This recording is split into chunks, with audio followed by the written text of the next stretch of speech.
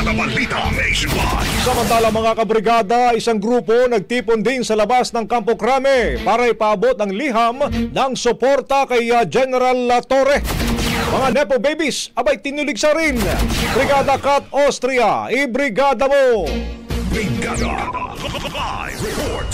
Nagtipon sa harap ng Philippine National Police Headquarters sa Camp Crame kaninang umaga ang Clergy for Good Governance upang magpaabot ng liham ng suporta para kay dating PNP Chief General Nicolas Torre III. Sa liham na ipinarating ni Reverend Father Robert Reyes, ang convenor ng Clergy for Good Governance. Pinuri nila si Torre sa kanyang katapatan at paninindigan para sa katarungan kabilang ng papel niya sa pag-aresto kay Apollo Kibuloy at dating Pangulong Rodrigo Duterte.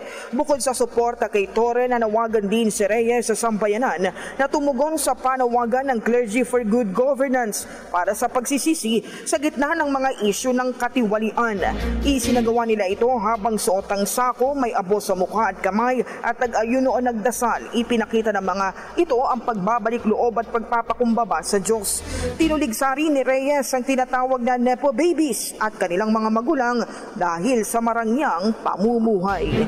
In the heart of changing lives, ako si Brigada Kat Austria ng 105.1 Brigada News sa Manila, The Music News Authority. Brigada Balita Nationwide. Ang bahaging ito ay hatid sa atin ng Mom's Love ES1 Capsule. Simulang tuparin ang pangarap ng iyong anak. And starting now,